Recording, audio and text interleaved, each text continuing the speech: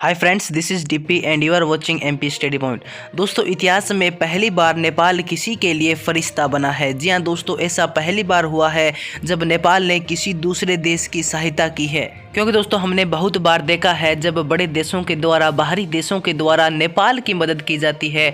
और यहाँ तक हम कोविड-19 यानी महामारी के समय में भी हमने देखा था कि भारत व कुछ अन्य देशों के द्वारा नेपाल की बहुत ही बड़ी मदद की गई थी।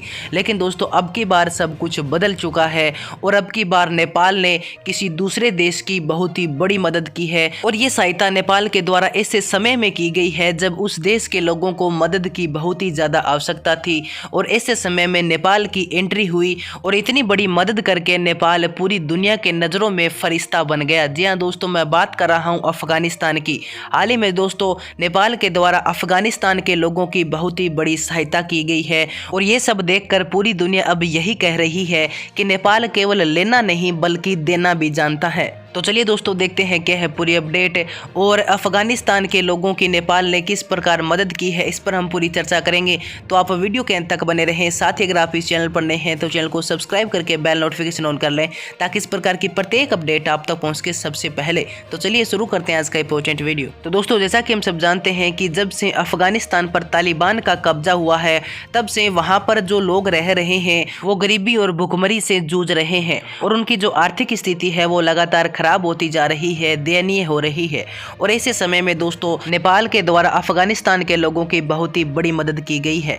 जी हाँ दोस्तों, मैं आपको बता दूं कि भारत ने भी अफगानिस्तान के लोगों की मदद की है और भारत के बाद अब नेपाल भी मदद करने के इस रास्ते पर निकल चुका है। और दोस्तों, नेपाल ने रविवार को अफगानिस्तान की मदद के लिए करीब 14 टन मानवीय सहायता भेजी है। जी हाँ दोस्तों, और नेपाल के द्वारा ये जो सहायता सामग्री भेजी गई है वो वहाँ रह रहे संयुक्त राष्ट्र के प्रतिनिधियों को सौंप दी गई है। और दोस्तों, नेपाल के आधुनिक इतिहास में ये पहली बार हुआ है जब नेपाल के द्वारा किसी दूसरे देश की मदद की गई है। और दोस्तों, नेपाल के विदेश मंत्री डॉक्टर नारायण ने बताया है कि इस मानवीय सहायता के तहत नेपाल के द्वारा दवाइयां, कपड़े, बर्तन और बहुत सी खाद्य सामग्री भेजी गई है जो वहां पर रह रहे लोगों के लिए बहुत ही काम आने वाली है। इसके अलावा दोस्तों, मैं आपको बता दूं कि अफगानिस्तान के लोगों की मदद करने के लिए नेपाल की एक टीम को काबुल भेजा गया था और वहां पर खाद्य सामग्री के अलावा 14 टन राहत सामग्री, जिसमें मैंने आपको बताया कपड़ा है, दवाइयां हैं, कुछ बर्तन है, वो वहां पर सौंप दी गई है। इसके अलावा विदेश मंत्री नारायण खड़का ने सद्भावना पहल के तहत इस प्रयास का नेतृत्व किया है। उन्होंने कहा है कि आर्थिक संकट और कठोर मौसम का सामना कर रहे अफगानिस्तान के लिए मानवीय सहायता और अफगानिस्तान के लोगों के लिए अंतर्राष्ट्रीय समुदाय का समर्थन आवश्यक हो गया है। इसके अलावा दोस्तों, त्रिभुवन अंतर्राष्ट्रीय हवाई अड्डे पर संवाददाताओं से बात करते हुए खड़का ने कहा है कि नेपाल के आधुनिक इतिहास में ये पहली बार हुआ है जब सरकार ने दूसरे देश को अपने स्तर पर मानवीय सहायता भेजी है। और दोस्तों, मैं आपको बता दूं, ये मानवीय सहायता भेजने में नेपाल के काफ़ी फेडरेशन सामने आए हैं। और इसके अलावा दोस्तों, मैं आपको बता दूं कि जब से अफगानिस्तान पर तालिबान का कब्जा हुआ है तब से अफगानिस्तान की जो आर्थिक स्थिति है वो बहुत ही ज़्यादा खराब हो गई है।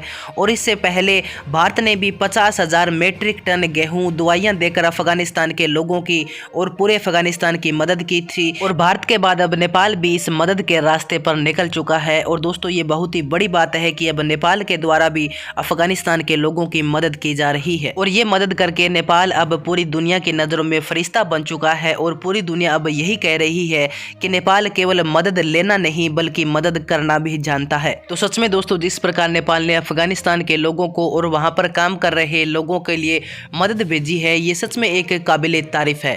इसके अलावा दोस्तों, नेपाल ने जो मदद की है इस बारे में आपकी क्या राय है, आप मुझे कमेंट सेक्शन में जरूर बताएं।